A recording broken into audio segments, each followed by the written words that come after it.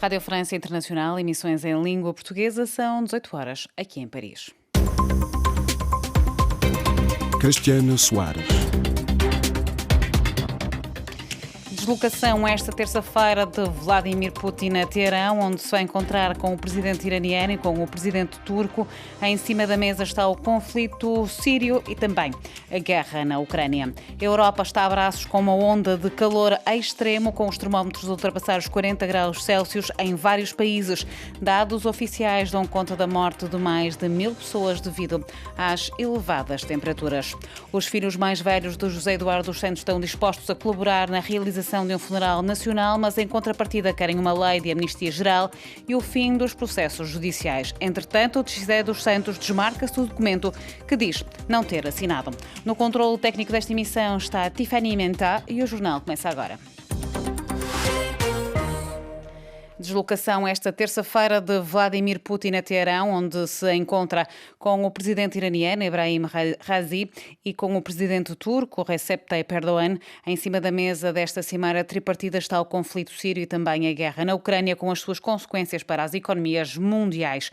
Trata-se da segunda viagem do presidente russo ao estrangeiro, desde o início do conflito na Ucrânia, a 24 de fevereiro. José Pedro Tavares. O presidente turco Recep Tayyip Erdogan encontra-se neste momento reunido com o seu homólogo russo, Vladimir Putin, em Teherão, o primeiro encontro face a face entre os dois desde que a guerra na Ucrânia começou no fim de fevereiro, para tentar confirmar uma solução para as cerca de 25 milhões de toneladas de cereais ucranianos, ainda da colheita do ano passado, armazenados nos silos do porto de Odessa e retidos devido ao bloqueio naval russo. Um problema com repercussões globais, já que a Ucrânia é um importante exportador e esta situação está a provocar não só um aumento dos preços, mas também uma escassez de cereais em muitas áreas do globo que causam já situações graves de fome e insegurança alimentar. Na semana passada, a Rússia e a Ucrânia chegaram a um acordo de princípio numa reunião em Istambul, segundo a qual a Rússia se comprometia a não atacar os cargueiros com cereal, que seriam escoltados para águas internacionais pela marinha ucraniana, para assim evitar as minas que Kiev colocou à entrada do porto de Odessa para prevenir um ataque naval russo e depois vistoriados pelos turcos para impedir a saída ou entrada de qualquer outra mercadoria que não cereal. As autoridades em Ankara anunciaram que o acordo final poderia ser assinado esta semana numa nova reunião e Erdogan espera agora confirmar esta solução com Putin.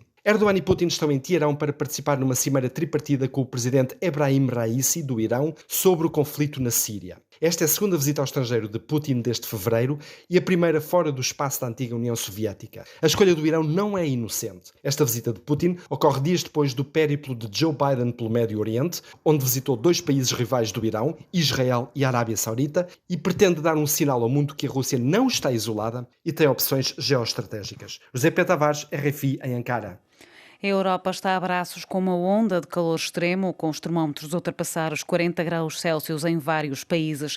Dados oficiais dão conta de mais de 1000 pessoas mortas devido ao calor extremo. Às temperaturas elevadas juntam-se os incêndios que têm estado a provocar graves danos em países como França, Espanha, Portugal, Croácia e Grécia. Elton Aguiar.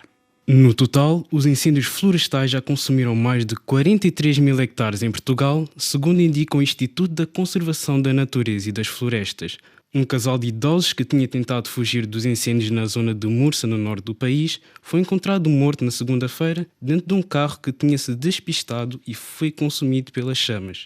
Em Espanha, os incêndios já constituem a pior emergência desde que há registros, considerou o diretor-geral da Proteção Civil espanhola, Leonardo Marcos. De acordo com a agência Europa Press, mais de 30 mil hectares arderam até ao momento. Em França, a situação continua a preocupar as autoridades. No sudoeste do país, os esforços reunidos continuam a travar uma luta contra as chamas, que consumiram cerca de 20 mil hectares de terras. O fumo está a obrigar a evacuação de milhares de pessoas e, inclusivamente, animais. Enquanto isso, no Reino Unido, o alerta vermelho foi acionado pela primeira vez. O Met Office, Serviço Nacional de Meteorologia, confirmou que 40 graus foram registados em Londres, algo inédito naquele país.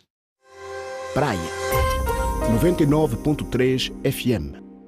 Os filhos mais velhos do ex-presidente angolano, José Eduardo dos Santos, falecido a 8 de julho, comprometeram-se a colaborar na realização de um funeral nacional, mas só depois das eleições gerais de 24 de agosto, e querem um mausoléu para acolher os restos mortais do seu pai. Numa carta divulgada hoje, os 5 dos descendentes subscritores do documento, alguns na mira da justiça angolana, dizem ainda que chegou o momento de pedir desculpa e exigem a adoção de uma lei de amnistia geral e o fim dos processos judiciais e institucionais contra muitos dos angolanos. A carta foi avançada pela agência Lusa e assinada por Isabel, José Filomeno Zeno, Vilvicia Chizé, Joes e José Eduardo Paulino Corendo.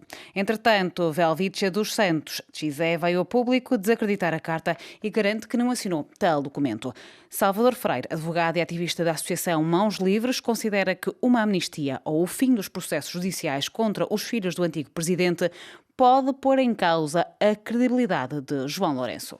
Eu acho que, se houver essa exceção, vai fazer com que este projeto, que é do próprio Presidente da República, João Lourenço, ao combate à corrupção, derrape. Portanto, não pode haver exceção, não podem alguns serem julgados e outros não. Não pode, de forma nenhuma, que os filhos do presidente José Eduardo dos Santos gozem dessa exceção e outras pessoas que também estão incluídos neste processo de corrupção possam ser julgados. Se assim acontecer, acredito que vai ser um fracasso neste processo de combate à corrupção no nosso país. Portanto, eu não sei como é que o próprio Presidente da República poderá criar uma exceção, mas a verdade é que, se assim acontecer, é o próprio país que vai cair no descrédito, é o próprio Presidente da República que, de facto, vão considerar como um charlatão, é o próprio Presidente da República que não vai ter credibilidade dos angolanos porque ele apresenta-se como a bandeira de combate à corrupção.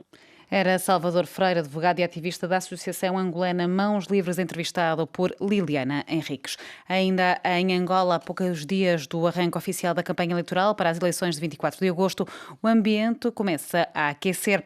A UNITA contratou a consultora israelita Adi Timor para assessorar a sua campanha, mas as autoridades do país acusam o partido de ter contratado espiões. Avelino Miguel. O clima político partidário volta a aquecer em Angola. Depois do luto nacional em memória do ex-presidente José Eduardo dos Santos, falecido em Espanha, cujo funeral continua sem data devido às divergências entre a família e as autoridades de Luanda. O partido UNITA, no quadro da disputa do pleito eleitoral de 24 de agosto, contratou a consultora israelita Adi Timor para a sua campanha. Entretanto, a presença em Angola de especialistas israelitas ao serviço da UNITA incomodou as autoridades de Luanda, que suspeitam os mesmos de espiões. O líder da UNITA, Adalberto Costa Júnior, desvalorizou as alegações e prometeu esclarecer o assunto nos próximos dias. A UNITA, que multiplicou os apelos à serenidade política com vista à realização das eleições gerais em clima de paz, denunciou o surgimento de novos atos de intolerância política em várias regiões do país, nomeadamente a prisão de seus militantes na província do Uíge e de ativistas. É num clima de várias alegações dos partidos da oposição,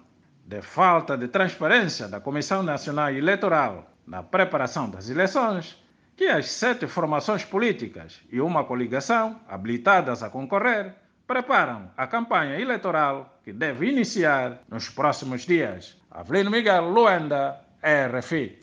Em Moçambique, no norte do país, um grupo de cidadãos tem vindo a levar a cabo ações de vandalismo com a intenção de afugentar a população e roubar os seus bens. Face à situação, o comandante-geral da Polícia, Bernardino Rafael, apela à população a uma maior vigilância e a colaboração para a identificação e responsabilização dos chamados falsos terroristas. Sejam vigilantes com as pessoas que estão se aproveitar aquelas aldeias que a população foge ou esconde à noite, saem das vilas, vão para lá, fazem-se de terroristas, queimam casas para roubar. Agora já está a existir esse fenômeno. Em Mitepo, numa das aldeias, os que foram queimar são pessoas que saíram das aldeias de Nanjua, as aldeias de Anquabe, foram lá queimar e roubaram cabritos lá. Denunciem as autoridades, aquelas pessoas que têm má intenção e as pessoas que não conhecemos de onde vêm. O importante agora é vigilância, vigilância, vigilância, vigilância.